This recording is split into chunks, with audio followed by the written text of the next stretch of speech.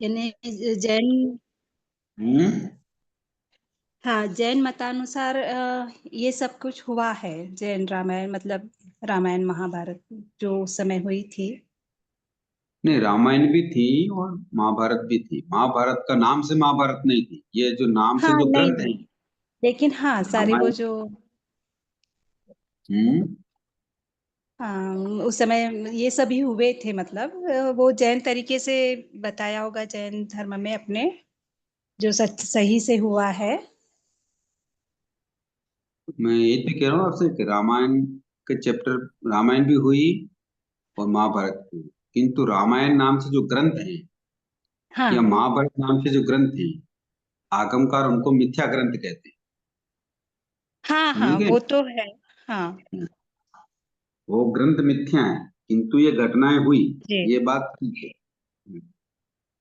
हाँ अच्छा, जी जी। क्योंकि बहुत समय निकल गया तो वो घटनाएं किस रूप में हुई, और आज हमारे सामने जो रामायण है, जो महाभारत है या गीता हाँ है, वो किस रूप में है, इसलिए वो मिथ्या सूत्र कहते हैं आगमकार। जी, हम्म। धन्यवाद। बाकी जैसे अब उसमें बताते हैं ना, महाभारत और उसमें कि हम्म, वो कोई हस्तिनापुर की सभा में जब कृष्ण जी शांति प्रस्ताव लेकर गए, हाँ है ना, हाँ तो हाँ। दुर्योधन को नहीं पसंद आया। हम्म। उसने कड़वी बात कह दी और कृष्ण को पकड़ने के लिए उसने सैनिकों को आदेश दिया। उस समय कृष्ण ने अपना रूप ऐसा दिखाया, है। ऐसा आता है ना, देखा होगा महाभारत में, हाँ हाँ टीवी हाँ हाँ सीरियल में हाँ। देखा होगा, है ना। जी जी। तो आगमकार यूं कहते हैं तो वासुदेव 3 खंड के अधिपति हुए। कितने खंड के? हाँ 3 खंड के अधिपति। 3 खंड के अधिपति होते हैं। उनकी सभा में उनकी बात को किसी भी ताकत से नकारा नहीं जा सकता। समझ में आई बात? जी जी जी। जबकि दुर्योधन ने नकार दिया कि भाई मैं शांति प्रस्ताव नहीं स्वीकार करता। हाँ तो इसका मतलब क्या हुआ? दुर्योधन दुर्योधन ज्यादा ताकतवर हुआ और कृष्ण कमजोर हुए क्या? हाँ उन लोगों के मतानुसार, हाँ। हाँ, है ना। ऐसा नहीं हाँ होता। अगर अगर वासुदेव बात कहना तो दूर, अपनी आंख की भ्रुकुटी भी अगर तान ले, समझ गए ना। जी। आंख के ऊपर जो भांपन है इसको क्या बोलते हैं? भ्रुकुटी। ये भी अगर अच्छा। तान लेना तो उनकी सभा में बैठे हुए राजा लोग थर थर कांपने लग जाते, इतना ताकतवर होता है वासुदेव। जी जी। अच्छा। समझ में आया? हाँ हाँ। और उनकी उनकी बात को कोई नकार दे, उनके उनके अंडर में इतना बड़ा युद्ध हो जाए, है ना, हाँ ये ऐसा नहीं हो सकता। समझ में आया? जी जी। इसलिए महाभारत और ये हुए होंगे, हुए हैं, किंतु आज जिस रूप में ये जो पुस्तक है रामायण और महाभारत, ये मिथ्या है। हाँ जी हाँ। हम्म। ठीक है। गुरुजी एक सवाल है। हम्म। आ, कहते हैं कि रावण आगे की 24वीं में कहीं पे तीर्थंकर है। हम्म। तो तीर्थंकर नाम गोत्र बन चुका है क्या? और तो फिर अगर ऐसा है तो हर साल उसको पुतले को जला के मार रहे हैं, तो अपने को कितना दोष लगता रहेगा एक तीर्थंकर भगवान का ऐसा अनादर कर रहे हैं अपन। एक जनरल मेरे सोच में आया था ये बात। और फिर कृष्ण भगवान आगे की 24वीं में तीर्थंकर है तो उनका। आगे आगे की चॉइस में ही है, ऐसा नहीं है। तीर्थंकर बनेंगे ऐसा सुना मैंने तो। अच्छा, कहते हैं कि अगली रावण 24वीं के में लिए। अगली 24वीं में तीर्थंकर बनेंगे करके। और तीर्थंकर नाम गोत्र बन गया है, बंद हो गया है क्या उनका, वो भी जानना था। ऐसा तो, अगर ऐसा हुआ कहाँ, उन्होंने दीक्षा ली क्या रावण ने? हाँ नहीं लिए। या ऐसा कोई कार्य तो भी नजर नहीं आता कि वो नाम तीर्थंकर नामकर्म का बंद हो गए। हाँ नहीं हुआ। तो आने वाले 24 में तीर्थंकर हो सकते हैं, इसमें कोई अच्छा। बड़ी बात नहीं है। पर आपका मूल प्रश्न अब ये है कि भाई ऐसे पुतले जलाएंगे तो क्या होगा, है ना? हाँ, वो भी है। और भवी तीर्थंकर जो नाम लिया जाता है उनको वंदन कर सकते हैं क्या? ऐसी जनरल मेरे दिमाग में आया था सवाल ये। तीर्थंकर के रूप में तो वंदन नहीं कर सकते। अभी तो वो क्या है, अव्रती हैं, केवल सम्यक दृष्टि हैं। हाँ। जितने भी तीर्थंकर हैं अभी सब अव्रती है, व्रत वाला नहीं है। हम्म। तो उस अपेक्षा से मन व्यवहार तो नहीं किया जा सकता, किंतु उनका सम्मान की दृष्टि से अपन उनका आदर कर सकते अच्छा। हैं। अनादर नहीं करना। हम्म। हाँ, और पुतला जलाने का विषय। नहीं नहीं, पुतला पुतला तो जला ही नहीं सकते। मान लो वो तीर्थंकर नहीं भी बने, हम्म। वो भी किसी का भी पुतला जला तो पंचेंद्र की घात हो गई, चाहे द्रव्य से हो। हाँ। भाव तो जुड़े हुए ही है। हम्म। भाव से तो आप उसको मारना ही चाहते हैं ना। हमारे यहाँ साउथ में तो होता नहीं है, बट सुना है ऐसे नॉर्थ में बहुत धूमधाम से होता है। मैंने हाँ कभी हाँ देखा नहीं है। हाँ, तो होता है। हाँ, और लोग अपने भी जाते हैं वहां पे, और वो कुछ हम्म जो भी है फटाके वगैरह जो भी करते हैं, मुझे इतना आइडिया नहीं, सुना जो मैं बोल रहा हूँ। हम्म। तो अपनी अवेयरनेस बोलते अपनी जागरूकता नहीं है, या आपने हाँ, इस विषय पे जागृति सोच। नहीं है। अच्छा। जागृति नहीं है तभी तो ऐसा होता है। बाकी जागृति हो तो द्रव्य से भी हिंसा लगती है, और भाव से भी हिंसा। द्रव्य से हिंसा नहीं लगती, किंतु भाव से हिंसा लगती हम्म। है पंचेंद्र की। अच्छा। भावों से इंसान पंचेंद्र जी की हिंसा कर रहा है। ठीक है गुरु जी। हम्म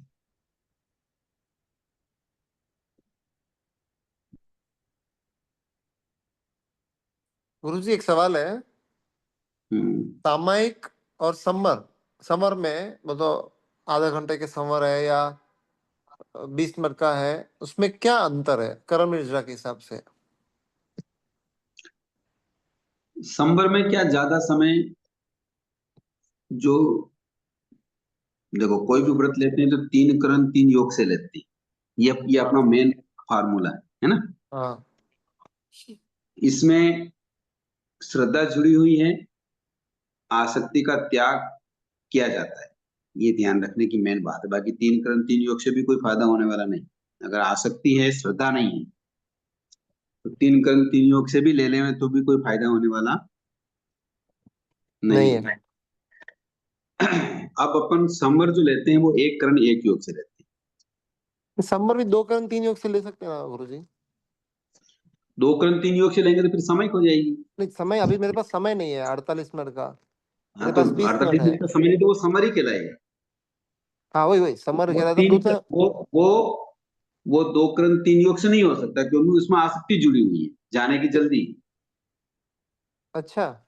हम्म इसलिए अगर आपको स्थिरता है कि भाई मैं 48 मिनट ही पूरे टाइम समय बैठूंगा और फिर मैं व्रत लूंगा, तो फिर वो सामयिक हो जाए। और क्योंकि अपने आपके पास। पास 48 मिनट जितना समय नहीं है, इतनी स्थिरता नहीं है। हाँ। इसलिए आप उसको 3 करण 3 योग से नहीं कर सकते। अगर निश्चित समय नहीं हो अपने पास, अपन सोचते कोई बुलाएगा, आपने वेट कर रहे हैं। हाँ, तो तुरंत तुरंत चले जाएंगे, नौकार मंत्र की ना और पाल ले। अच्छा, और अगर समझे 48 मिनट बैठ गए तो?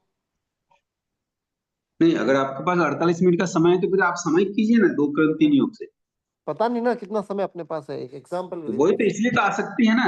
इसलिए तो मैं कह रहा हूँ ना, आसक्ति के कारण भले ही आप 48 मिनट नहीं 3 घंटा बैठ जाओ,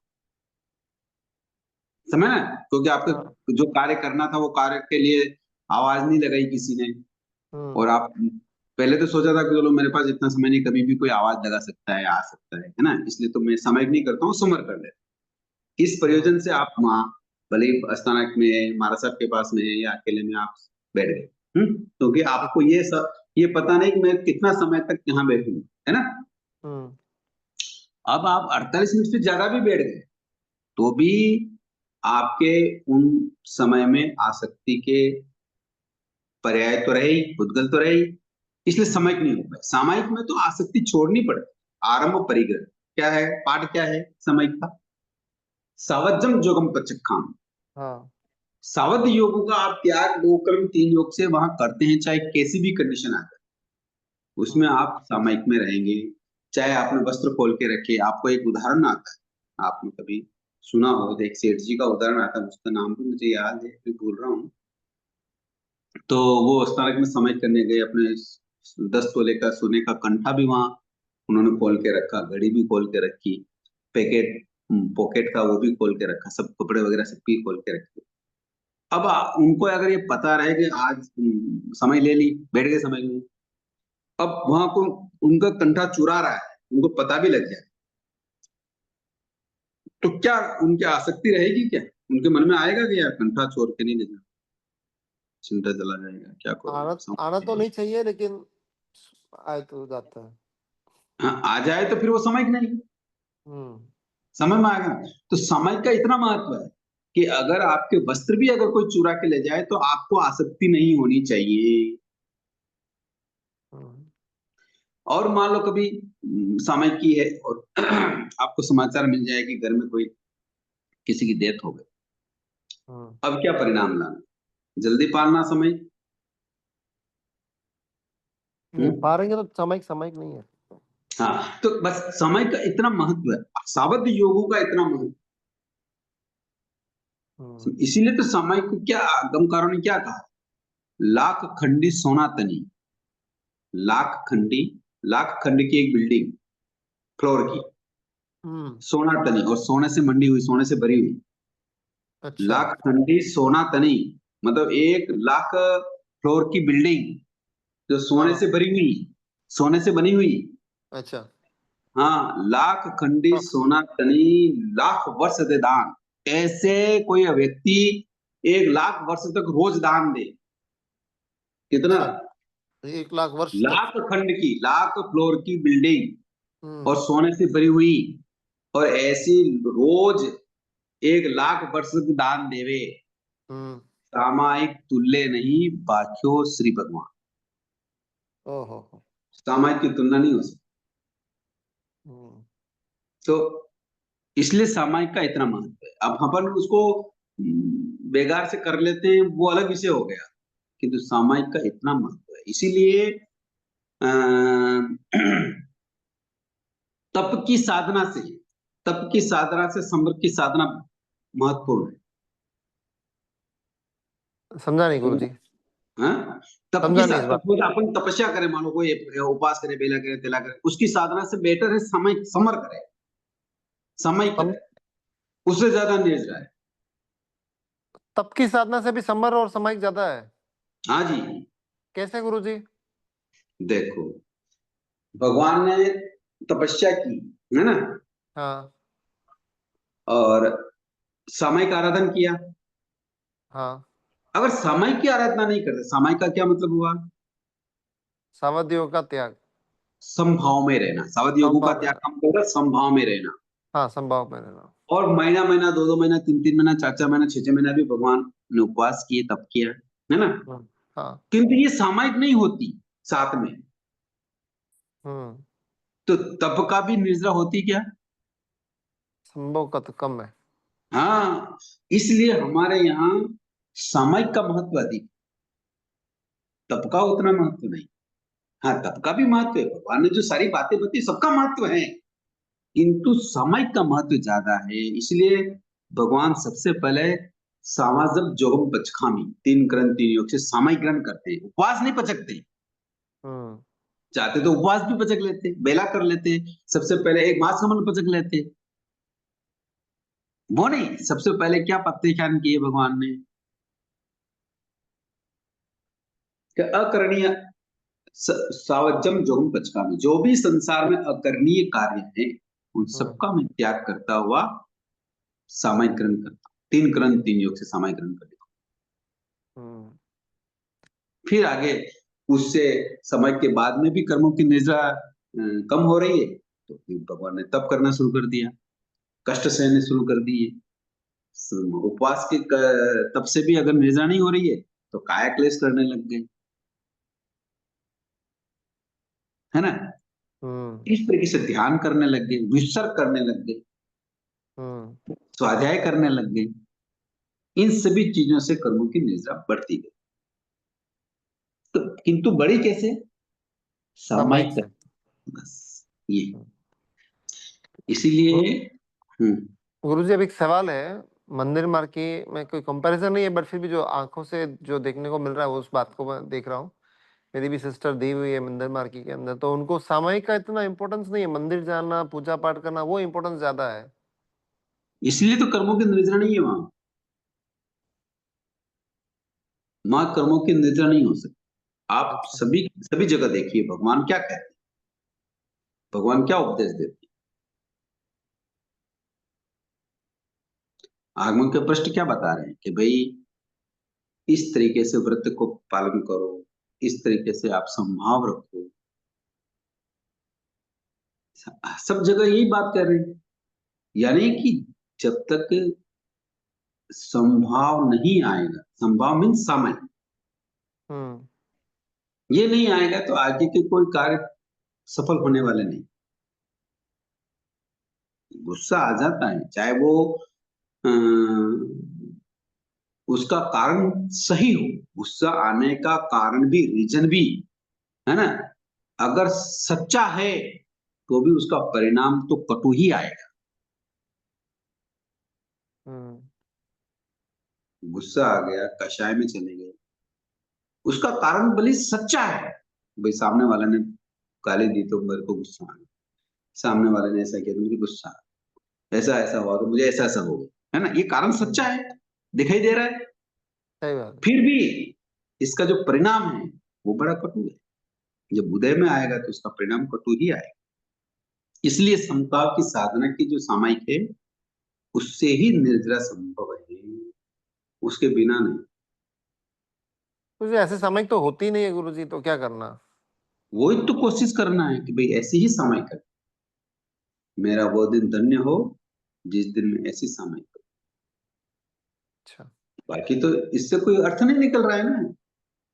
सूखे गन्ने को अगर हम उस मशीन में डालेंगे तो रस निकलेगा क्या?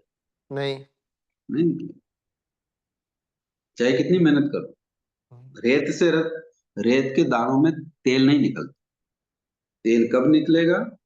जब संभाव आए। तेल का मतलब परिणाम। हम्म। परिणाम कब आएगा? जब हमारी साधना संभाव की हो। हम्म। अन्यथा किसी कीमत पे परिणाम नहीं आने देंगे। हम्म। कुछ भी कर लो,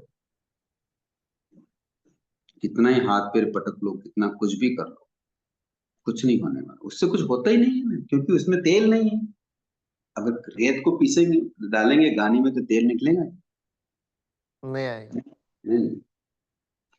इसलिए संभाव रूपी अगर हमारे पास क्षमता नहीं है, समझ नहीं है, तो साधना नहीं है, निद्रा नहीं है। गुरुजी, कोशिश करते हैं। सही बात है। एक सवाल और है गुरुजी।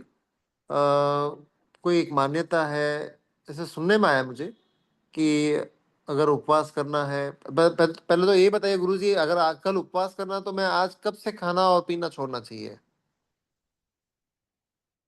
देखो सभी संप्रदाय अलग अलग चीजें व्याख्याएं करने लग गई है। अन्यथा तो पहले जो उपवास का जो मीनिंग आता था, उपवास को हम कहते हैं आगम काल को, उसको चौभत्त कहते हैं। क्या कहते हैं? चौ भट्ट। चौभत्त, भत्त मतलब खाना, अच्छा। चौ हाँ। मतलब चार, यानी 4 टाइम का खाना छोड़ना। कितने टाइम का? 4 टाइम का, तो इसमें नाश्ता भी अच्छा, आता है या नाश्ता नहीं आता है? हाँ वही बता रहा हूँ मैं। पहले क्या होता था हमारे पुराने जमाने में, नाश्ते का कोई सिस्टम नहीं होता। हम्म। सुबह 9 सी के बाद जैसे 8 9 बजते थे, अपने घर वाले खाना वाना खा के, जो काम धंधे, दुकान पे जाना तो दुकान पे, गावड़े जाना तो गावड़े, परदेश जाना तो परदेश, फिर डायरेक्ट खाना शाम को ही बनता था। ये आपको भी अच्छा। पता होगा थोड़ा, अगर आप गाँव में रहे हैं। मुझे तो हम्म। पुराने समय की याद आती है गाँव। उस समय नाश्ते का कोई, हम दूध पीते ही नहीं थे, बिना दूध पिए ही, माँ चले जाते थे स्कूल। और फिर स्कूल की आधी छुट्टी होती थी, तब हम घर पे आके खाना खाते। और सुबह सुबह अगर लेट आते थे स्कूल से तो सुबह सुबह माता जी रोटी पे अचार लगा के वो बंडल बना देती थी और उसी को खा के हम चले जाते। यानी कि सुबह चूल्हा चलता था, फिर शाम को चूल्हा चलता। दिन में या दिन भर चूल्हा चलने का वहां कोई सिस्टम था ही नहीं। सुबह ये समझ लो 10-11 बजे तक चूल्हा चल के बंद हो जाता। चूल्हे को राख को डाल के उस जो कंडा होता था उसको दबा दिया जाता। यहाँ तक कि माचिस भी नहीं चलती थी। उसी चूल्हे में से राख निकाल कर उसके नीचे जो कंडा होता था उसको जो जला हुआ होता है उसी सो फूंक दे दे के उसको वापस जलाते थे और फिर शाम को वापस खाना बनता। समझ रहे हैं आप मेरी बात को? सुना हुआ तो है गुरुजी ये बात तो। हाँ, तो ये 2 टाइम ही खाना बनता है, सुबह और शाम। दिन का नाश्ता ये पाटा ये ऐसा कुछ नहीं चलता। तो अब चौक भत्त में 4 टाइम का खाना छोड़ना है तो कैसे छूटेगा बताओ? चौक भत्त शब्द है आगम के पृष्ठ पर उपवास आज के लिए। शाम, आज शाम का, कल सुबह का, आज कल शाम का शाम का, खोजना। हाँ। परसों हाँ, सुबह का। परसों सुबह का। तो मतलब पोरसी के बाद खाना खाना। समझ में हम्म, आया ना आपको? हाँ हाँ हाँ हाँ। तो अब देखो ये चौक भत्त उपवास तो इसे कहते हैं। हम्म पर अब क्या है कि ऐसा कोई करता नहीं। हम्म तो अब आचार्य ने कुछ आचार्य ने ऐसी व्यवस्था बनाई कि चलो यार 24 तो करो, कम से कम शाम को खाना खा के रात भर मत खाओ। तो दूसरे दिन जो उपवास कर रहे हो उससे दिन भर भी मत खाओ, फिर नेक्स्ट सूर्योदय के बाद खाओ। तो कुछ संप्रदाय तो 24 करके या 23 करके उपवास का मतलब ये आदेश मतलब अपन को संबोधन देते हैं या आदेश देते हैं या व्यवस्था देते हैं। कुछ क्या करते हैं कि भाई नहीं तुम लोग अब क्या हो गया, कोई सिटी में 10 किलोमीटर दूर रहता है, कोई ऑफिस जाता है, कोई दूर गांव जाता है, कोई कहाँ जाता है, कहाँ शाम को आके खाना खाएंगे फिर वापस कब ऑफिस जाएंगे। तो कम से कम ऐसा करो भाई सभी 8-10 बजे 9 बजे तक तो घर आ ही जाते हैं। तो रात की 12 बजे के पहले पहले जो अंग्रेजी तारीख के हिसाब से भी दिन परिवर्तन होता है ना? तो 12 बजे पहले पहले आप खा लो, 12 बजे के बाद खाना मत। कुछ संप्रदाय ऐसी व्यवस्थाएं दे। ठीक है।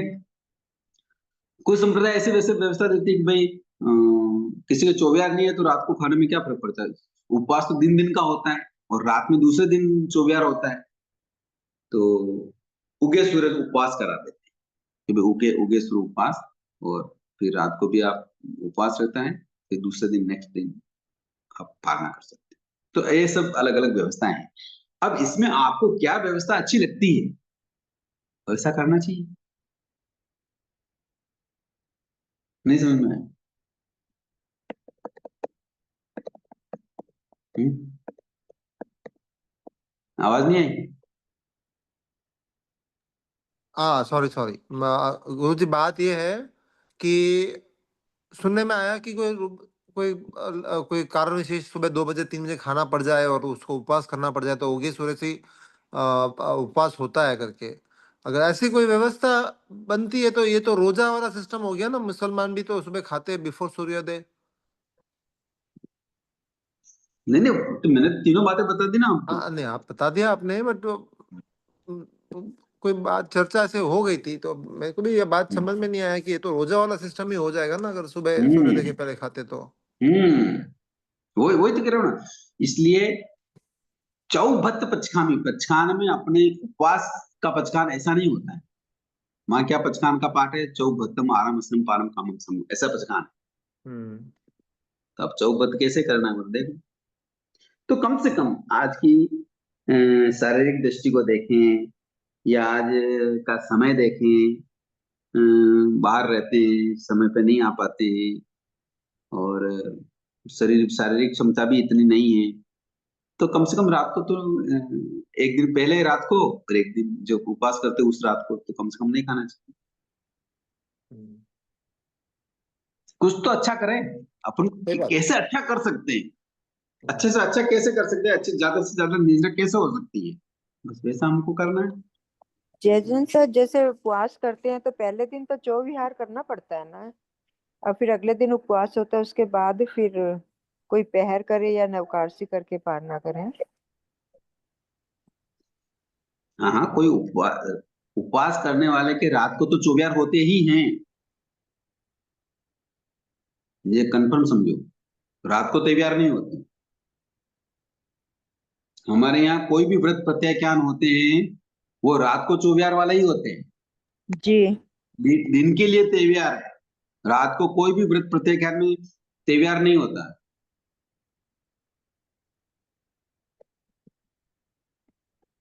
समझ में आया? हाँ गुरुजी। हम्म। गुरुजी एक सवाल है, अभी आज उपवास है समझिए, तो सूर्योदय हो गया है और उसके बाद में सर दुखना हो गया या कोई कमर दर्द है या कोई ऐसी मलहम लगानी हो तो लगा सकते हैं ऐसे? मलहम लगाने में कोई बाधा नहीं। अच्छा, सर दर्द का भी कोई दवाई लगाते तो बाधा नहीं है? केवल मुंह में डालने का प्रत्याख्यान होता है। अच्छा, हम्म। मुझे कोई सवाल डाउट आ गया था कि शरीर से भी तो रोम आहार भी तो होता है ना, करके वो पूछना था। नहीं, वो नहीं कहलाता है। अच्छा अच्छा, ठीक है। आहारम असनम पायनम खायमम का जो प्रत्याख्यान लेते हैं वो रोम आहार नहीं है। अच्छा अच्छा, ठीक है ठीक है। जैन से रोम हार तो देवों का होता है ना शायद। नहीं, तो वो भी कवल आहार लेते हैं। कवल आहार का मतलब ऐसे पुद्गल निर्माण करते हैं।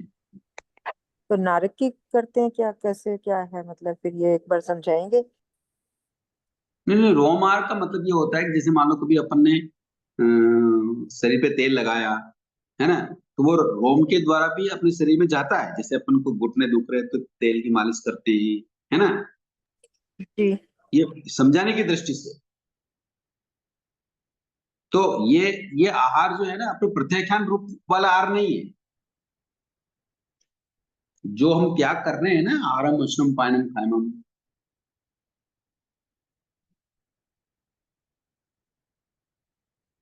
क्या सुन रहे हैं?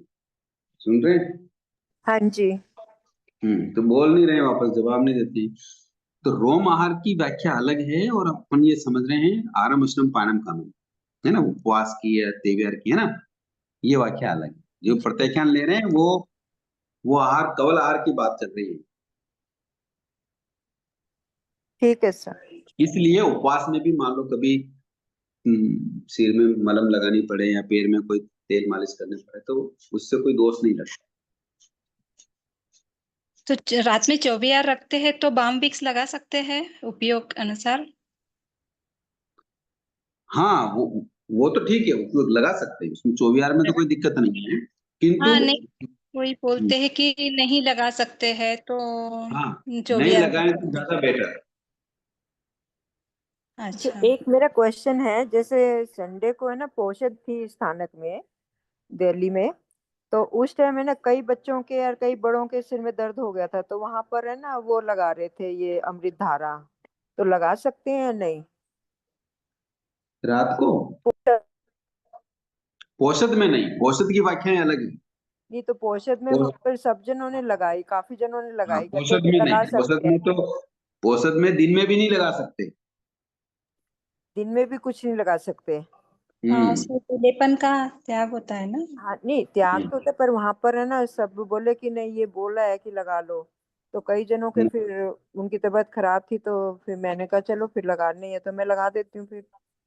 तो नहीं, तो मेरा पोषद भी की भंग हुआ, व्यवस्थाएं अलग है, पोषद तो की मेरा बातें भी अलग है। भंग हुआ इसमें, तो फिर लगाने में उनको हाँ। पोषक व्रत।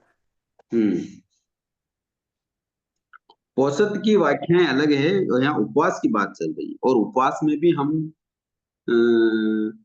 उपवास में आरंभ का त्याग नहीं कर रहे हैं। अगर आरंभ का त्याग करते हैं तो फिर वापस अलग मैटर है, अलग व्यवस्थाएं होंगी। हम उपवास में केवल आहारम उष्णम पानम खायमम, ये 4 आहारों का हाँ त्याग कर रहे हैं, इसमें हिंसा का त्याग नहीं कर रहे हैं। जी। उपवास करके कोई दुकान जा रहा है, कोई ऑफिस जा रहा है, कोई घर जा रहा है, कोई काम कर रहा है, करते कि नहीं करते?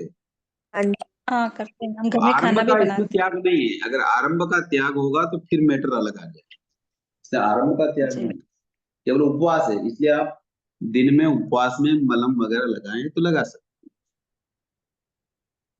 तो रात औसत की में व्याख्या फिर अलग है। रखना, मतलब औसत में तो किसी को सिर में दर्द हो। अहोरात्रि के प्रत्याख्यान होते हैं, मतलब रात और दिन। इसलिए और वो व्याख्याएं अलग होती है, उसमें किसी भी तरह का कोई उपचार नहीं ले सकते, विलेपन नहीं कर सकते। हम्म,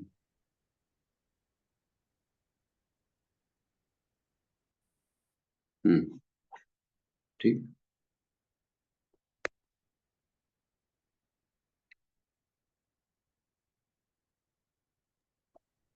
गुरुजी सामायिक 48 मिनट एक कौन फिक्स किया? आगम में प्रमाण है या क्या है, जाननी थी। नहीं, आगम के प्रश्न पर समय की मर्यादा का कोई प्रमाण नहीं, किंतु पहले के लोग तो समय करते थे तो आराम से 2-3 घंटे तक समय करते थे, ऐसा हम्म मैंने एक वरिष्ठ मुनिराज के मुंह से सुना है। हम्म तो वो घंटा 2-2 3-3 घंटे तक बैठ के समय करते थे। अब समय का वो कोई कालमान नहीं था। हम्म तो जैसे जैसे समय बीतता गया, तो अब वो 2 घंटे 3 घंटे वाले समय 1 घंटे आधा घंटे पे आ गई या 2 घंटे पे आ गई, तब तक चलता रहा। फिर मान लो 1 घंटे पे आ गई, फिर भी चलता रहा।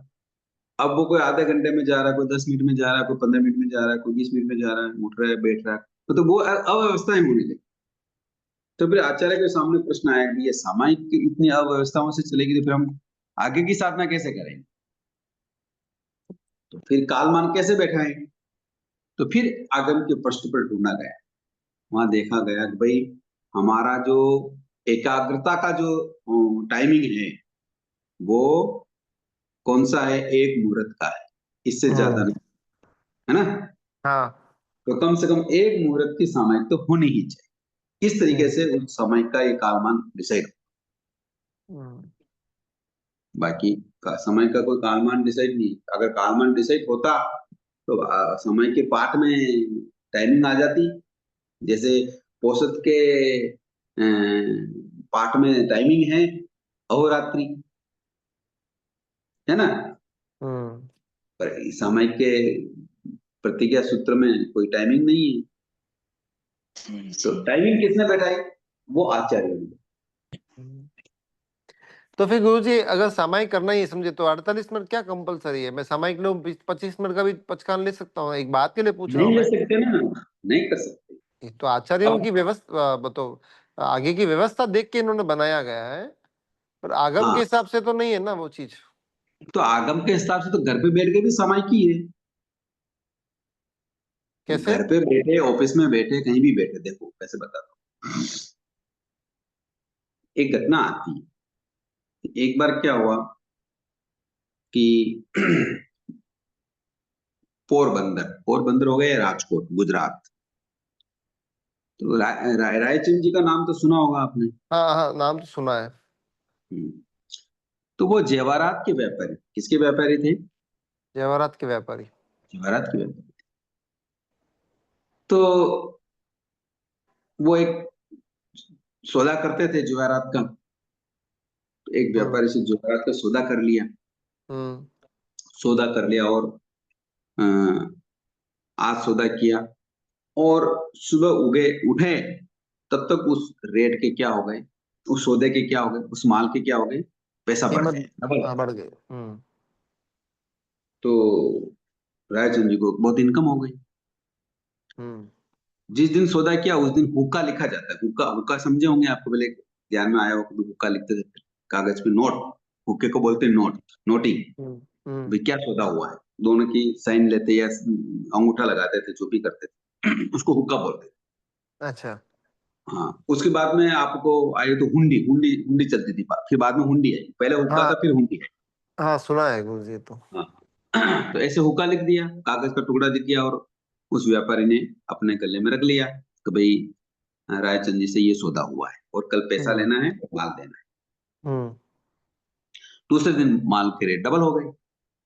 हम्म और ये बात जब रायचंद जी को पता चली तो हम्म उस दुकान पे गए हम्म और महात्मा गांधी जी भी उस दुकान पे बैठे थे, हम्म जैसा मैंने पढ़ा है। रायचंद जी और गांधी जी बड़े परिचित थे, दोस्त रूप में रहे हुए थे। हम्म तो रायचंद जी जैसे दुकान पे गए और उसको बोला दुकानदार को, पैसा वो कल अपने जो हुक्का लिखा वो हुक्का दीजिए। हम्म दुकानदार कह रहा है, सेठ जी आप विश्वास रखिए, मैं आपका भले ही कल सौदा हो गया है, और कल सौदा हो, भले आज पैसे भाव बढ़ गए, किंतु मैं जो लिखा पढ़ी हुई है उसी लिखा पढ़े से मैं आपको माल दूंगा। आप मेरा विश्वास कीजिए, मैं जुबान से नहीं पलटूंगा। किंतु रायचंद जी क्या कह रहे, नहीं, पहले वो पुकार मेरे कागज दे। वो बार बार निवेदन कर रहा है कि आप बिल्कुल भी मन में संदेह मत रखिए, मैं जो अपने बात हुई है, जो जीवान दी है, मैंने जो हुक्का लिखा है उसके भाव के अनुसार ही मैं आपको क्या करूंगा, माल। तो रायचंद जी के नहीं, आप हुक्का दी। ठीक है भाई, गले में गया, हुक्का लेके आया, रायचंद जी को दिखा। रायचंद जी ने लेके वो हुक्का क्या कर दिया, फाड़ दिया। क्या कर दिया, फाड़ दिया। फाड़ दिया। ये बोला रायचंद जी ने कि जेनी किसी का क्या, मैं शब्द भूल गया, किसी का नफा तो खा सकता है, क्या बोले मेरे को याद नहीं आ रहा अभी, किंतु किसी का खून नहीं पी सकता। क्या, वो मेरे को एक शब्द याद नहीं आया, मैं भूल गया हूँ। तो कितने पवित्र विचार थे रायचंद जी के। उन्होंने कोई गलती की थी क्या, नहीं। उनसे के साथ को वो चीटिंग कर रहे थे क्या, नहीं। वो मुखर भी नहीं रहे थे। जैसा हिसाब हुआ, जैसा लिखा पड़ी हुई, उसी के अनुसार उनको पैसा देना था और माल लेना था। किंतु रायचंद जी ने क्या कहा कि मैं जैनी हूं, मैं श्रावक हूं, मैं किसी का खून नहीं पी सकता। समझ में आई बात ये। सही सही गुरु जी। तो गांधी जी ने क्या कहा, अरे रायचंद, तुमने तो दुकान पर भी सामाई कर ली, यानी धर्म कर लिया। धर्म ओहो। धर्म करने के लिए स्थानक में जाने की जरूरत नहीं महसूस हुई। अब बात समझ रहे ना आप, कि भाई मैं सामाई फिर आधे घंटे भी क्यों ना कर लूं। तो यहाँ भी धर्म हो गया, यहाँ भी सामायिक हो गई, उन्होंने संभाव रख लिया। अच्छा। समझ में आया मनोज भैया। हाँ गुरु जी, हाँ समझ आ गया। घटनाक्रम ऐसे होते हैं। तो कहने का मतलब ये है कि यूं तो अब हम सामायिक हर जगह कर सकते हैं, किंतु एक व्यवस्थाएं होती है। नहीं समझ में आया, फिर तुम मुनि बनने की कहाँ जरूरत है ना। किंतु ये सारी चीजें अलग होती, डिफरेंट होती, क्योंकि जब तक आसक्ति के भाव नहीं टूटते, तब तक न तो वेश परिवर्तन होता है, न मोमबत्ती लगा सकते हैं, न होगा हाथ में ले सकते हैं, न पूंजनी ले सकते हैं, न 48 मिनट की सामाई कर सकते हैं, है ना। आसक्ति के कहीं न कहीं भाव अटके पड़े हैं, तभी तो हम आधे घंटे की कर रहे हैं या 15 मिनट की कर रहे हैं। तो कहने का मतलब ये है कि व्यवस्थाओं से ही हमारी, इसीलिए कोई भी धर्म आराधना गुरु गम्य होनी चाहिए। बिना गुरु के अगर आराधना करते हैं, यानी बिना समझ पूर्वक, गुरु गम्य का अर्थ क्या होता है, बिना अपने आप आत्म पुरुषों से समझे बिना, आप तो पुरुष समझ गए आप, यानी गुरु, यानी 5 नवकार मंत्र में जो पद है उनको, उनसे जो धर्म बताए उनको समझे बिना अगर धर्म करते हैं, तो फिर हम सही आचरित नहीं कर सकते। ऐसा, क्योंकि यूं तो हाथी के होदे पे बैठ के भी मोक्ष चले गए, तो फिर हम बोले कि हम तो अपने सोफे पे बैठ जाएं, ऑफिस में बैठे हैं, यहाँ भी चले जाएंगे मोक्ष। भरत चक्रवर्ती तो महिला में केवल ज्ञान हो गया, तो हम भी क्या सोचेंगे, भाई हमको भी यहाँ नहीं, कि हम हमको यहाँ क्यों नहीं हो सकता। तो ऐसा ऐसा संभव है क्या, नहीं नहीं। संभव तो नहीं है। हम्म। तो जब जितनी इसलिए व्यवस्थाएं अलग अलग होती है। अगर अगर ऐसा होता तो भगवान भी उसी तरीके से उपदेश देते, भाई हाथी के होदे पे मोक्ष चले गए, तो तुम भी घोड़े पे बैठे बैठे भी मोक्ष जा सकते हो, मुनि मत बनो। पर ऐसा उपदेश देते हैं क्या भगवान, ऐसा नहीं। नहीं नहीं। हाँ, यही बात हम्म। है। मुझे एक सवाल ये भी था दिमाग में काफी टाइम से कि अ, हालांकि बाद में पता चला था कि बिना दीक्षा मोक्ष केवल ज्ञान पॉसिबल ही नहीं है। बाद में एक तो मरुदेवी माता का और एक शायद भरत चक्रवर्ती, दोनों का है जो श्रावक या श्राविका के अंदर ही उनको केवल ज्ञान हो गया था। फिर भरत चक्रवर्ती शायद दीक्षा ले लिए थे और मरुदेवी माता का तो समय आ गया था, काल का समय आ गया था। बट अरीशा महल का विषय बाद में सुनने में आता है कि वहां पर 8 आत्माएं हैं जो 8 पीढ़ी से लगातार बिना दीक्षा लिए मोक्ष हुआ था करके। ये थोड़ा सा मोक्ष नहीं हुआ, केवल ज्ञान, केवल वही ज्ञान, उनको, केवल ज्ञान। वही उनको दीक्षा आ गई, मतलब केवल ज्ञान हो गया। हाँ, केवल ज्ञान हो गया था। ऐसा तो आगम पृष्ठ पे नहीं है, पर होने में कोई बाधा जैसा नहीं है। अच्छा। हम्म, आगम पृष्ठ पे ऐसा नहीं देखा गया है, हम्म। किंतु अगर वहां ऐसा हो रहा है तो भी कोई बाधा जैसा बात नहीं है, क्योंकि उस समय की जो अवस्थाएं थी आर्य की, हम्म। वो वैसे ही है। हम्म। तो उसमें भाव संयम जरूरी मतलब रहता होगा ना। सामायिक आना बहुत जरूरी है। ये तो वेश तो हमारे प्रतीति के लिए है कि ये मुनि है। वेश से कोई मुनि नहीं कहलाता। हाँ, वेश जब किसके तक लिए है? वेश किसके लिए है? अपने आप को समझाने के लिए कि अपन इसके अंदर है, कहीं बाहर ना हाँ, जाए। मुनि है, खुद को भी ये प्रतीति रहे कि मैं मुनि हूँ, और हम्म। सामने जो व्यक्ति हैं या जो संसार में जो व्यक्ति हैं उनको भी ये लगे कि ये मुनि है। ये प्रतीति के लिए वेश है, बाकी वेश का कोई साधना से महत्व नहीं।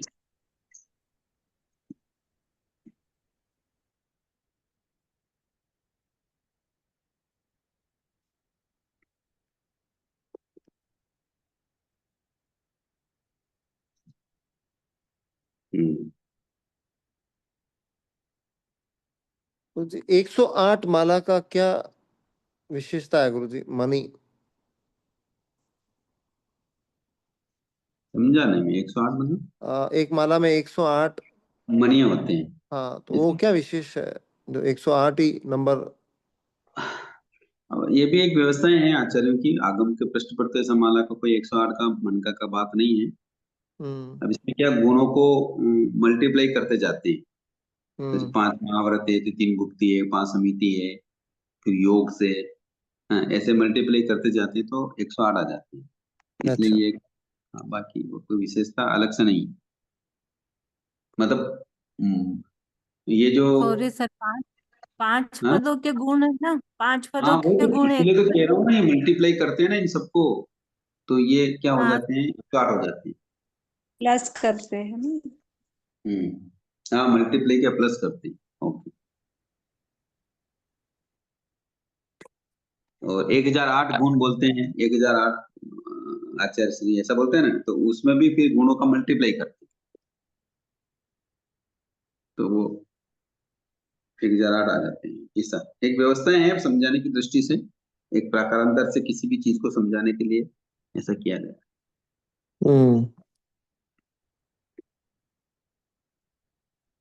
बाकी तो फिर 108 माला गिन के रुकना क्यों?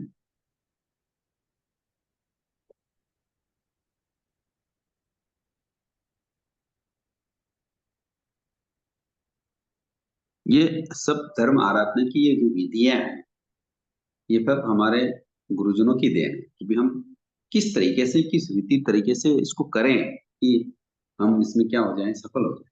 क्योंकि व्यस्तता बहुत है संसार में, इतने रचे बसे हैं हम कि समय नहीं मिलता है। और कैसे इनको हम साधें या कैसे हम इसको आगे बढ़ा सकते हैं, इसलिए भगवान ने आगार धर्म बताया।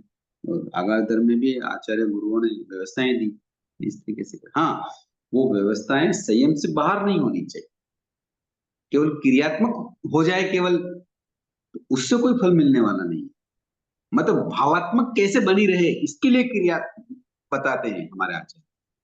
भाई साधना हमारी भावात्मक कैसे बनी रहे, इसलिए द्रव्य का सहारा लिया जा रहा है। समझ में आया ना?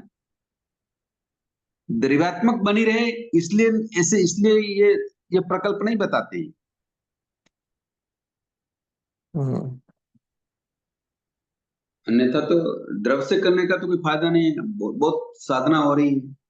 मैं तो समझता हूँ जब हम बचपन में थे उससे तो ज्यादा कई गुना आज चीजें चल रही हैं।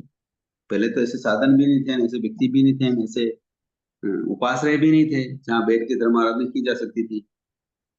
किंतु उस समय से और आज के समय में तो कई गुना वृद्धि हो गई। किंतु हम कितने भावों से जुड़े हुए हैं वो विषय अलग हो।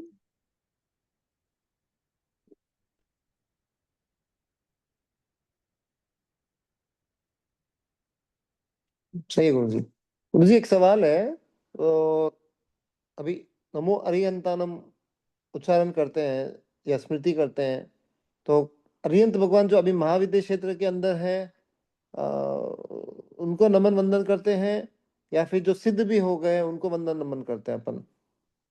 नहीं नहीं, अरिहंत जो मौजूद है उन्हीं को वंदन करेंगे। हाँ, जो मौजूद है उनको ही करेंगे ना गुरुजी। हम्म। हाँ, एक-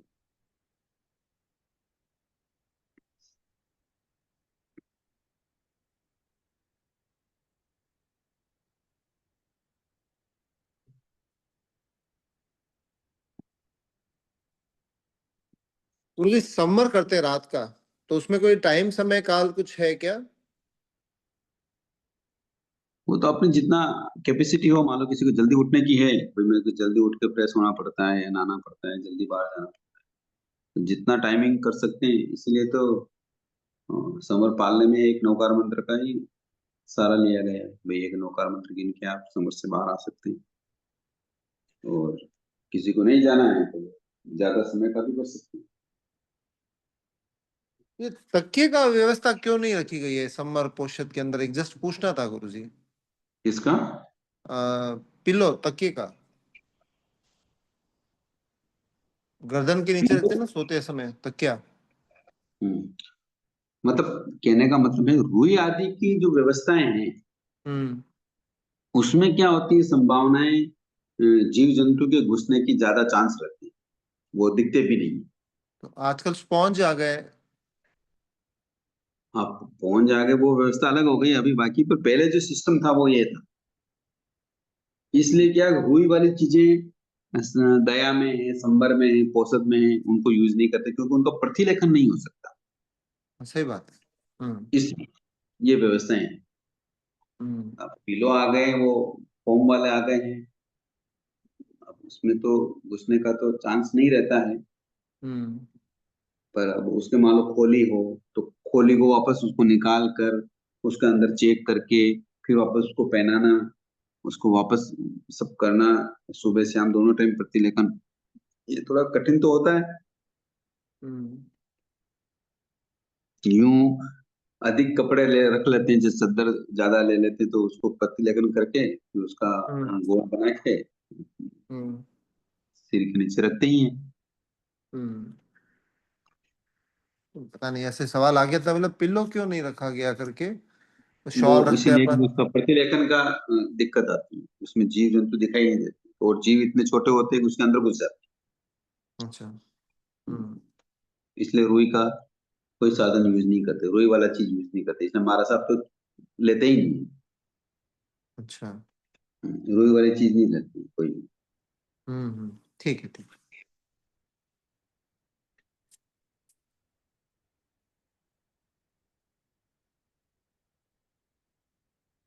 एक सवाल आया है गुरुजी, उपवास में गरम सेक कर सकते हैं क्या? हाँ, अगर उपवास आपने अगर आरंभ का त्याग नहीं किया हुआ है तो करने में कोई बाधा नहीं। आरंभ का त्याग नहीं कर रहे हैं ना, उपवास में दिक्कत ये आ रही है हमारे सामने, इसलिए ये सारे प्रश्न आ रहे हैं। बाकी उपवास में तो ये कर ही नहीं सकते कोई भी। उपवास का मतलब होता है, उप मतलब समीप, वास मतलब रहना, यानी आत्मा के समीप रहना। वो कैसे रह सकता है? संवर समय किए बिना वो आत्मा के पास नहीं रह सकता, या पोषित किए बिना। तो उपवास के दिन भी स्थानक में ही रहने वाला हो, तब तो ये चीजें नहीं हो सकती। किंतु हम उपवास की दृष्टिकोण से करते हैं, केवल आहारम मशरूम पानी, बस इनको मैं खाऊंगा नहीं, पीऊंगा नहीं, बस इतना सा हम पचकान करते हैं। इसलिए वो खुला है। ये इस उपवास को भी हम मिलावटी कह सकते हैं, मिलावटी। सब समझ में आया? हाँ गुरुजी। हम्म, मतलब केवल द्रव रूप से जो हम खाना पीना नहीं कर रहे हैं ना, वहां तक इसको सीमित करते हम्म। हैं। और इसका जो मीनिंग है वो है आत्मा के समीप रहने वाला, उसको हमने छोड़ दिया।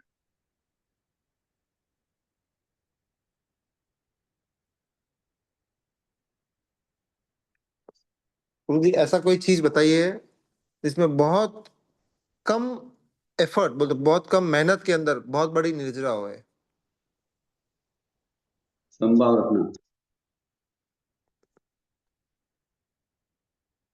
इसको हम कम आंकते हैं, इसका मूल्यांकन नहीं कर पाते क्योंकि हम असली जोरी नहीं है। बाकी इसमें जो ताकत है वो किसी में नहीं। कोई अपनी व्यवस्थाएं खराब करते हैं परिवार की, या अपने आत्मसम्मान के ऊपर चोट, या ये अस्तित्व के कुछ नहीं ऊपर। होता, हाँ। ये कुछ नहीं होता, अस्तित्व मिटाने की साधना है हमारी। अच्छा। हमारी साधना कौन किसकी है? अस्तित्व मिटाने की। जब तक ये चीजें हम क्यों नहीं समझ रहे हैं, क्योंकि अभी अभी तक हमने भेद विज्ञान नहीं समझा, इसलिए हम ये चीजें सोच रहे हैं, मान सम्मान प्रतिष्ठा, ये वो, अस्तित्व, हम भी कुछ हैं क्या, ये क्यों सोच रहे हैं?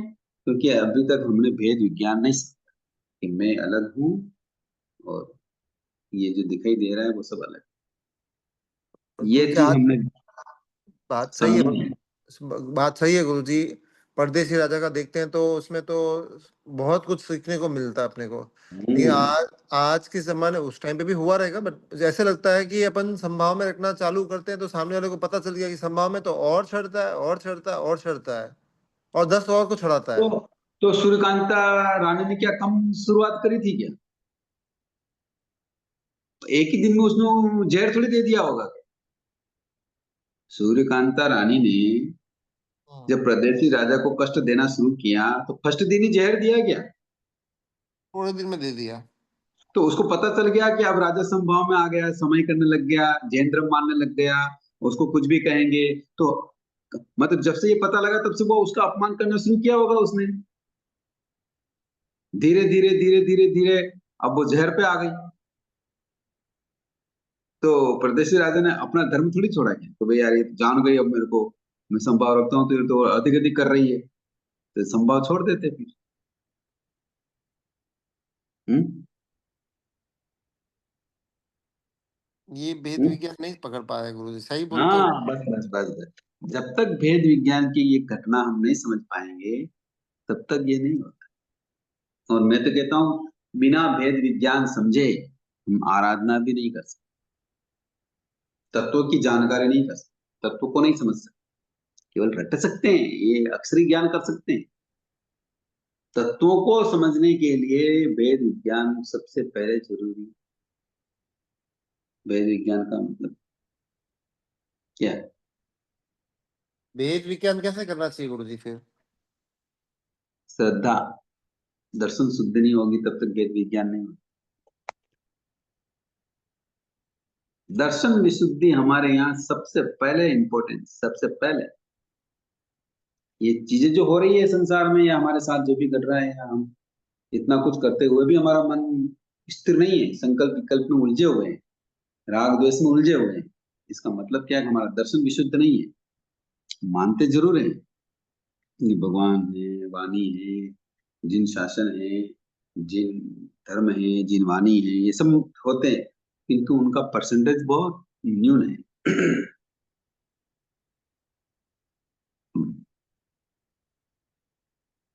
वेद विज्ञान हो जाए, समझ जाए, तो आत्मा तो, भगवान कहते हैं अपूर्व कारण, क्या फरमाते हैं अपूर्व ऐसा। का। हाँ, उसके जीवन में ऐसा आनंद आ जाए जो पहले कभी नहीं आया हो। ऐसी क्षमता, ऐसी सहनशीलता, ऐसी क्षमता, या ऐसा सरलपन, ऐसा अलहड़पन। अलहड़पन समझते हैं? नहीं नहीं समझ में आया गुरुजी। तब तो सुना होगा अलहड़पन। नहीं नहीं सुना। बेफिक्री, ये तो सुना। बेफिक्री, बेफिक्र, हाँ हाँ हाँ। ये भी नहीं सुना? ये तो सुना है। हाँ, मतलब जब तक बेफिक्रीपन नहीं आए मन में या जीवन में, ऐसा आनंद उस समय आता है वेद विज्ञान समझते समय। यानी दर्शन आए जीवन में ना, तो ऐसा अलहड़पन, इसको अलहड़पन कहते हैं, या फकीरी, यूं अगर देसी भाषा में कहें तो फकीरी या बेफिक्री। जो होगा देखा जाएगा। हाँ, कुछ नहीं होता, सब अच्छा, पॉजिटिव। हम्म। कुछ देखना ही नहीं, जो होगा क्या होगा वही जो किया है। देखना क्या है, देखने वाला तो फिर सोचता है, होगा वही जो किया हुआ है, इसके अलावा कुछ नहीं हो सकता। मुझे मुझे मुझे एक चीज समझ में आई गुरुजी, जो हो रहा है वो मेरा किया हुआ इसके लिए हो रहा है, अगर ये बात समझ बिल्कुल, जाऊं बिल्कुल, बिल्कुल, तो समता अपना होगा पा वही। जाती है इसमें। हम्म, समता अपना पा जाती है इसमें। संभाव हम्म, संभाव अपना पा जाता है इसमें। बिल्कुल सही। हाँ। मुझे एक सवाल आया हुआ है। हम्म। पोषद में है और कोई पोषद करने के लिए आता है, तो उनके पलेवन अपन कर सकते हैं या उनकी सेवा कर सकते हैं या सर दबाना ऐसे कुछ कर सकते हैं क्या, करके सवाल आया हुआ है। औसत लेने के बाद, हाँ। हाँ, अगर उन्होंने औसत ले लिया है तो फिर कर सकते नहीं, जैसे मैंने पोषद ले लिया है, कोई हैं। श्रावक जी आए हैं, तो उनके कपड़े जो भी अच्छा शॉल वगैरह पड़े तो मैं उनके पलेवन कर सकता हूँ, उनके मैंने पोषद ले लिया है। पहले पहले नहीं ले सकते हैं, अगर वो श्रावक जी आए हैं, उन्होंने भी औसत ले लिया है, तो फिर कर सकते नहीं, समझा नहीं गुरु जी। हैं। जैसे आप औसत करके बैठे हैं, हाँ, पहचान अब लिया मैं हुआ आया, है। हाँ। हाँ, आपने औसत ले लिया, अब मैं आया हूँ, हाँ। तो आते ही मेरे वस्तुओं के प्रतिलेखन आप नहीं कर सकते। अच्छा। मैं भी विधि सहित औसत ग्रहण करूंगा। औसत ग्रहण करने के बाद अब मेरे से मान लो शारीरिक तकलीफ से या और कोई वृद्धावस्था के कारण किसी से प्रतिलेखन नहीं हो रहा है, या आप सेवा भावना व्यक्त करना चाहते हैं कि नहीं, मैं आपकी थोड़ी सेवा करके मैं अपने कर्मों की निर्जा करूं, आपका विनय करूं, और उनसे आप निवेदन करें और वो आपको प्रतिलेखन के लिए दे, तो आप प्रतिलेखन कर सकते अच्छा। हैं, पहले नहीं कर सकते। अच्छा। अच्छा। कारण कुछ गुरु जी। इसलिए कि आपकी जो साधना है, आपकी साधना जीव रक्षा के लिए, आपकी साधना अ, उस जो खुलापन है, जो सामने आया वाला जो श्रावक है उसको खुला है, वो हिंसा वाला है, तो उसकी हिंसा के लिए आपका आचरण नहीं हो सकता, रक्षा के लिए आचरण हो सकता है। गुरुजी, एक हम्म। बात बोलूं, जब ऐसा क्वेश्चन मार साहब को पूछा था तो मार साहब ने बोला था, जब तुम व्रती हो और वो सामने वाला अभी तक अव्रती है इसलिए उसकी सेवा नहीं कर सकते। हाँ, तो अवृत्ति की मैटर चल रहा है ना, वही बात होगी, इसको अगर हम्म, ये भाषा में बोलेंगे तो भी बात वही होगी कि वो खुला है, वो हिंसा वाला बराबर है उसके सामने। तो बराबर। अवृत्ति का क्यों नहीं करना, इसलिए नहीं करना कि हम्म, आप उसको ऊंची साधना कर रहे हैं, मतलब आपने जो जीवों को जो अभयदान दिया है उससे ज्यादा दिया हुआ है, अगर उसकी अच्छा, हेल्प करेंगे तो हो सकता है आपने जो व्रत लिया है उसमें उसकी हिंसा में आप भागीदार बन जाए, हम्म, आपके व्रत में दोष लग जाए, इसलिए। और उनका सर दबाना या उनका पैर दबाना। वो सभी व्रत लेने के बाद, अच्छा। अच्छा। पहले नहीं, अच्छा। पहले नहीं कर सकते। गुरु जी, आपके अगर सवाल के हर जवाब जबरदस्त है गुरु जी। नहीं है, सब गुरु कृपा है, मेरे पास तो ऐसा कुछ नहीं है। बहुत बहुत मतलब दिमाग में छड़ जाता है एक बार में। नहीं, इतने सटीक उत्तर जवाब रहते हैं ना, बिल्कुल बहुत सटीक रहते बहुत अच्छा गुरु सब जी। गुरु सब गुरु कृपा है। हैं। बहुत बहुत धन्यवाद है। बहुत बहुत आभार है, धन्यवाद है, जय जिनेन्द्र, जय समझ जी में जय। होगा। जी। मेरे को ये हम्म, पूछना है फिर, मेरे को मतलब इसका क्या प्रायश्चित लगा कि मेरे जैसे पोषक में उनको मतलब वो लगाया था अमृत धारा, हम्म। कि कोई लगा रहा था, देखो वो अगर तो उसकी भी तबीयत खराब है तो आप उसको भी लगा दो। फिर मैंने कहा ठीक है आप दे दो, मैं लगा देती हूँ। पहले तो मैं उसको खाली सिर ही दबा रही थी, कोई अननोन ही था, मैं नहीं जानती थी कौन था। बच्चे थे काफी और बड़े भी थे, सबको पेन था, मतलब काफी तबीयत खराब चल रही थी उन बच्चों की भी। तो मैंने कहा ठीक है, वो कह रही है कि लगा लो, भी मैंने लगाया है, अभी आप उसको भी लगा दो। फिर मैंने कहा ठीक है लगा देती हूँ। तो फिर मेरे को अब क्या करना चाहिए, मतलब मैंने तो उनका भी भंग अगर आप भी आपके किया। मेरी बात सुनो, हाँ, आपके अगर प्रायश्चित के भाव हैं, हम्म। शुद्धिकरण के भाव हैं, जी इसी जी। उद्देश्य से आप मेरे को बता रहे हैं, है ना, जी हाँ जी। तो आप चाहें तो मुनिराजों के सामने भी ऐसा बता के प्रायश्चित दे सकते हैं। अगर ठीक। मुझसे लेना चाहें तो मैं तो इतना ही कह सकता हूँ कि जितने व्यक्ति वहां थे या जितनी महिलाएं बहनें थी आपने जिनके भी सिर में लगाए, है ना, जी जी। उतनी सामायिक एक्स्ट्रा करना, ठीक है, कोई दिक्कत नहीं है। ठीक है ना। हाँ न, कोई दिक्कत नहीं है मुझे, हम्म। क्योंकि नहीं मुझे तो दिक्कत पता नहीं था नहीं। इस चीज का। अरे नहीं, मैं करूंगी फिर प्रायश्चित आप के समझ लिए। नहीं रहे हो मेरी नहीं बात नहीं को। नहीं, वो मैं समझ प्राय गई, मतलब प्रायश्चित के लिए मैं प्रायश्चित, जरूर करूंगी। हाँ। हाँ प्रायश्चित ग्रहण करते समय सामने हाँ। वाले की दिक्कत अधिक्कत ख्याल नहीं रखा जाता है। दंड देते समय ये थोड़ी ध्यान रखा जाता है कि आदमी कैसा है, पैसे वाला है, कमजोर है, कैसा है, गरीब है, ऐसा थोड़ी देता है। तो उसकी यहाँ पे तो प्रकृति देखी जाती मतलब है ना। मुझे नहीं तो अपन मालूम को था। ऐसा नहीं बोलना, मान लो कोई गुरु महाराज है या कोई भी प्रायश्चित देवे, तो ऐसा हम्म। नहीं बोलना मुझे कोई दिक्कत नहीं। हम्म। उसको सहर्ष कि जैसा आप ठीक है, फरमाए ठीक है, मुझे, ठीक है। हाँ, जैसे मैं आप करने, मतलब वैसे मैं करने जैसा के आप लिए करें तब मैं करने। प्रायश्चित उतारने के भाव रखती हूँ ऐसा। ठीक, ठीक, हम्म। ठीक। क्योंकि मेरे को इसमें ये लग रहा है कि गल्यानी जैसे कि मैंने उनको लगाया तो उसका तो हुआ ही हुआ, साथ में मेरा भी हुआ, दोनों का ही किया मैंने फिर। हाँ कोई बात नहीं, जो भी है, हम्म। जितने महिलाओं के या बच्चों के आपने ये हाँ हाँ, लगाई है उतनी उतनी समय एक्स्ट्रा करना। ठीक है। ये प्रायश्चित कम ज्यादा भी हो सकता है। अगर जी कम है तो जी केवली जान, जी है ना, ये केवली का विषय है। जी। और अधिक हो गया, मान लो मैंने अधिक बता दिया है, तो हम्म। इसको निद्रा निद्रा के अकाउंट में ले लेना। जी क्योंकि अब मैं सदमस्त हूँ, मैं ऐसा कोई निश्चयकारी तो बता नहीं सकता कि ऐसा करने से ऐसा हो जाएगा। जी तो जो भी प्रायश्चित दिया जाता है, गुरु महाराज भी देते हैं, तो यही शब्दों का प्रयोग करते हैं। अगर कम दिया है जी। क्योंकि अपराध अधिक है और दंड कम मिल रहा है, समझा। तो उसकी हाँ छुट्टी नहीं होगी। तो ये केवली का विषय मैं नहीं बता सकता।